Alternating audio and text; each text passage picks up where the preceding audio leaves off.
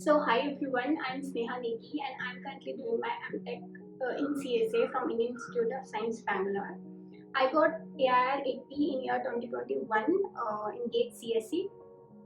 So the motivation of making this video is that recently I got a message where a person was really confused about whether he should go for a job after his graduation or do his masters. So he particularly wanted to do MTech in computer science. So his query was like that. He asked that some of his seniors suggested him that you should rather go for a job than going for a MTech, because after 2 years anyway you will gain a whole lot more experience and you both will be getting the same amount of salary after 2 years. So that was the argument that these seniors made, and for this reason he dropped studying for GATE. And yeah, so now he wanted to prepare for GATE and he wanted me to make some suggestion whether he should go for a job or not. So I thought, why not make a video about it?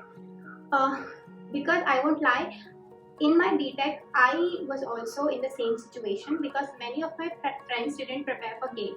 They didn't simply want to go for masters, they rather choose to go for job.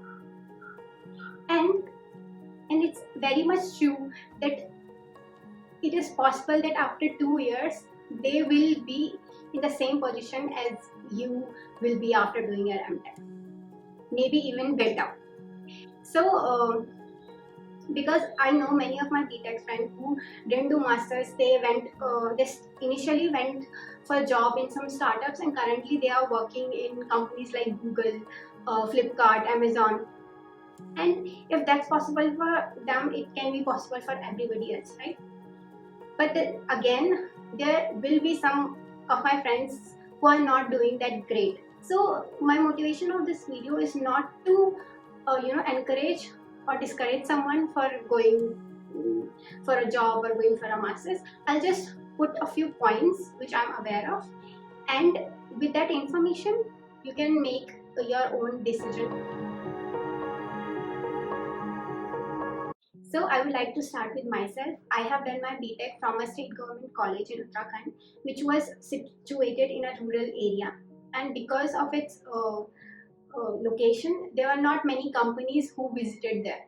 It happened post-COVID that now companies are taking online interviews and all. But before then, going to the campus was a scenario. So at best case, there were only two companies who visited our campus, Wipro and TCS. Even for TCS, we had to go to to Dehradun, to some another institution. And other than that, usually students used to apply for off-campus placement. So the best case scenario was 8 to 10 LPA, and it was a great deal for us back then, right? And I remember we had a senior who had got some 25 LPA package in Microsoft, and she became popular overnight. So it was a great deal for us, 25 LPA package, and it was very rare in our campus. But today the scenario is different. Many companies, don't go to colleges for placement, and off-campus placement is really a thing right now. You just have to upgrade your skills, build your resume, make a GitHub account, and there are a lot of things that you can follow to grab your dream job. But even after all that, we all can't deny the fact you are still far behind than the students who are studying in Tier 1 or Tier 2 colleges, where they have multiple placement opportunities.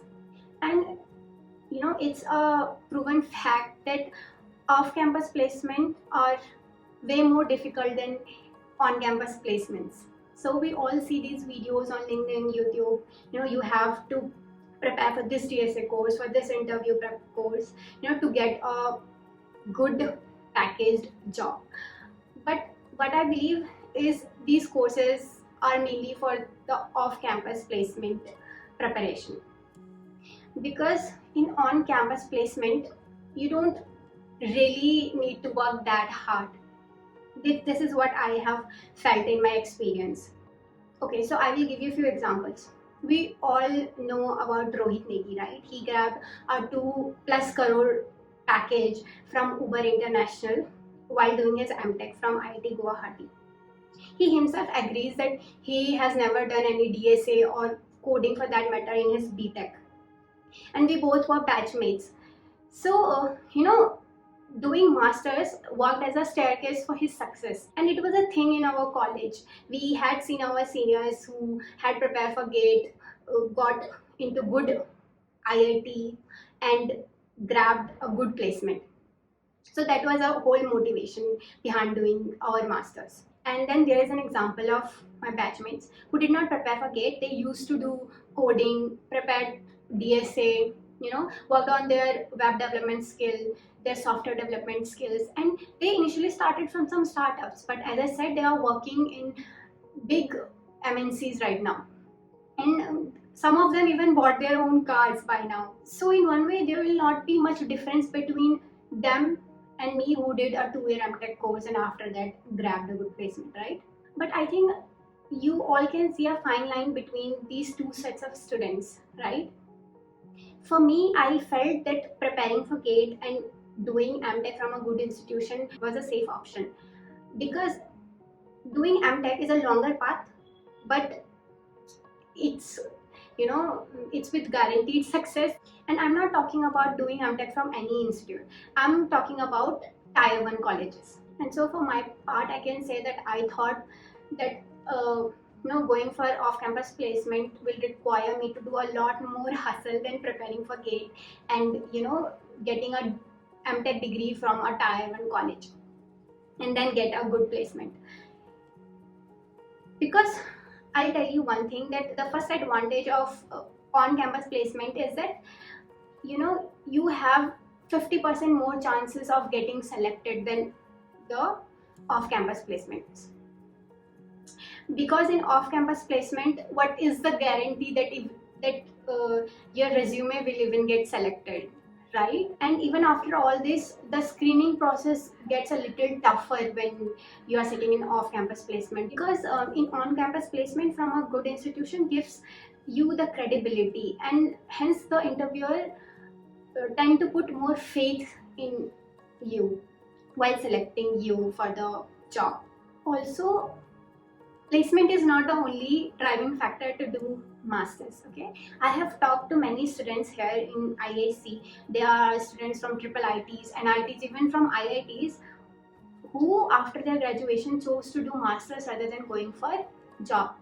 One reason is they wanted to remain in academia for a little longer, so that they can understand what they really want from their professional career. For them, the driving factor was they wanted to dig deeper in subjects, computer science subjects, algorithms, systems. And by doing masters from a good institution, you get the exposure to latest technologies, to latest research work that is being held in that field. And MTech is also one way of getting a specialization in particular field that can open a wider range of opportunities in your professional career. In BTech, we generally do studies in a breadth first search manner, right? We have been introduced to a wide varieties of subjects, but in masters, you have this liberty to choose the subjects you want to study more and the subjects you are much more interested in. So in this way, you can go as deep as you want in any subjects for that matter. And other than that, as I said, you get a lot more exposure to research. So in this 2-year time span, you can really figure it out if research is an option for you or not. Many of the students decide to go for higher studies, like for PhD, maybe in the foreign universities or here in India, but they figure out these kind of things about them, that if they rather want to choose to stay in academia or go into the IT world. Then again, MTech in CS can be favorable for the students from non-CS background to get this smooth transition into IT world, because I have known friends who are from mechanical civil background who worked on their coding skills and landed a job in IT sector, but they are really afraid of their original background, that they are not from a CS background, because they might not get those many professional opportunities in future than the people from the CS background. Now, doing MTech in CS from a good institution will not only help you learn the skills and subjects which will help in the transition, but it also gives you a credibility, a degree from MTech in computer science from a good institution. So you don't have to worry anymore about not being from a CS background. Now, in MTech, you will also find students who have done a job for 2, 3, and even for 10, 13 years, and they finally decided to quit their job and do some specialization on some particular area, or maybe get the idea of how research work really is, or maybe they were fed up of working in the IT sector and they wanted to switch into academia. Everyone has their own reasoning. For example, I have a friend who has done his BTech in electronics and engineering from BITS Pilani and worked in Goldman Sachs for almost 3 years. But now that he was working in an IT company, he felt that he's missing this opportunity of getting into the research field, right? So he decided to quit his job. He prepared for GATE, got AI 3, currently doing his MTech research here in IISc, and in just 1 year of time span, he successfully published a research paper of his own, and he's finally looking forward to do PhD. So it worked really great for him. But then again, there is another batchmate who has done his BTech from IIT Madras, worked in Ola for a few years, and currently doing his MTech research from Indian Institute of Science, Bangalore. But for him, research did not work quite well, and he might want to go back to the IT sector again. So there are different people with different experiences. Then again, I had a batchmate who has a 13-year experience in IT sector. We had one subject in common, which is deep learning, and he's an MTech AI student, and he was really enthusiastic in the deep learning class. And I checked him in LinkedIn. He has 13-year experience. He has worked in DRDO. I was really curious what led him do his MTech and quit his job. So I emailed him yesterday, and he was kind enough to reply. So I would just read what he replied. So I asked him, "Hey, hi Dhruv, I know you from DLNP class. Actually, I have a YouTube channel. I was thinking of making a video around should one pursue MTech in India. So I just wanted your insight for that. I saw your LinkedIn, you have a 13-year work experience, and you also worked in DRDO. I wanted to know what made you prepare for GATE and pursue masters.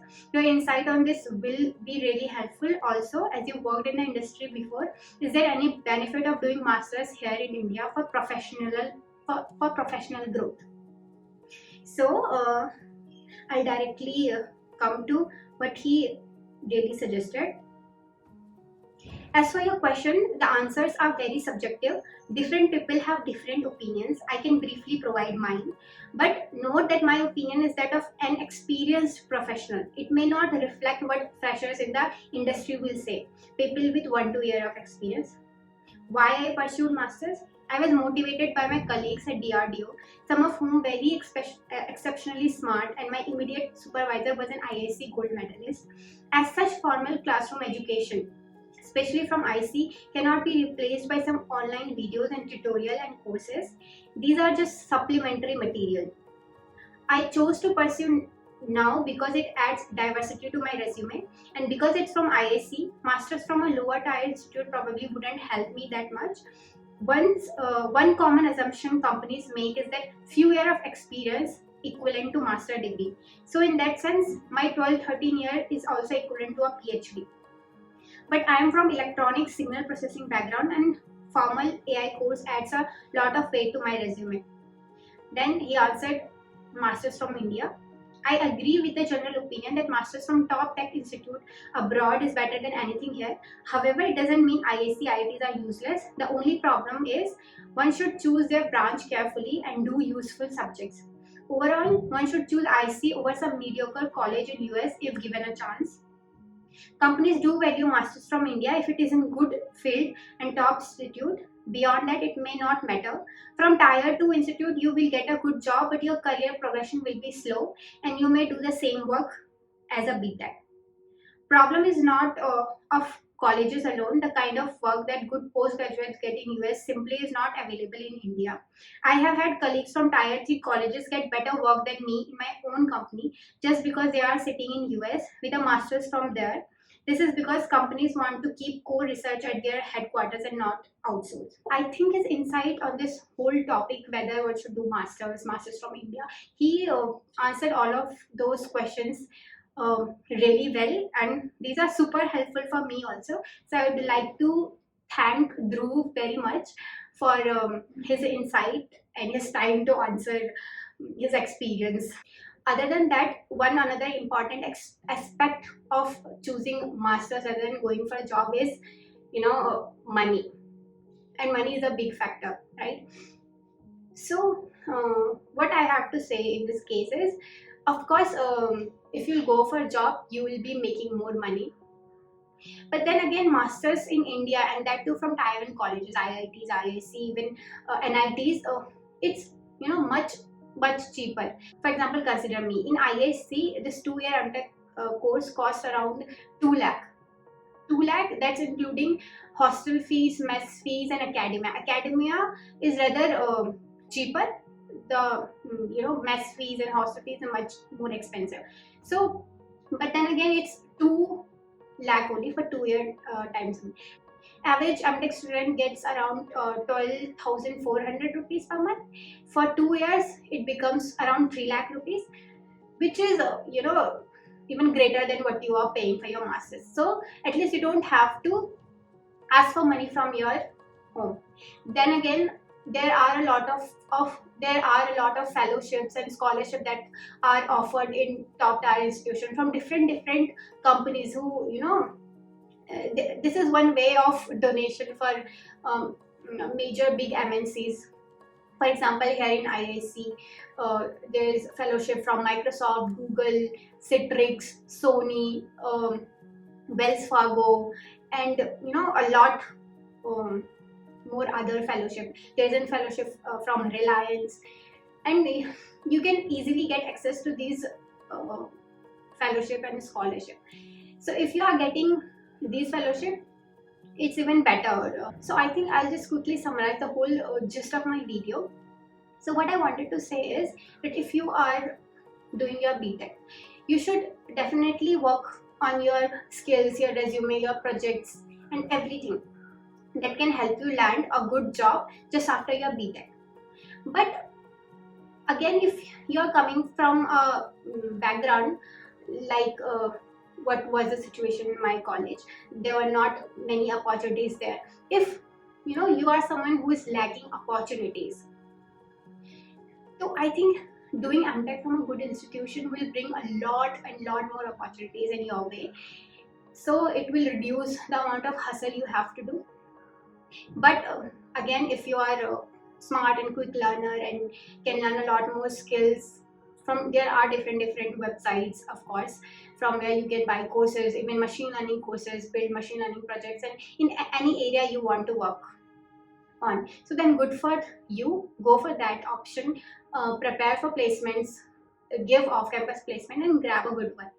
And then I have also tell that for masters there are different reasons people chose to do masters. For example, they wanted to remain in academia for long, they wanted to figure out things for them, they want to go for research, they wanted to do more specialization, they wanted to transition from non-CS background to CS background. And then there's not very much financial pressure on an MTech student if you are doing from a tier 1 college. So yeah, I think based on these information, you can make your own decision whether MTech is for you or not.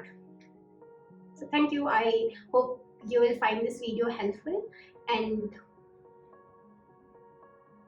you will be able to make a good decision for yourself what you want to do after your graduation.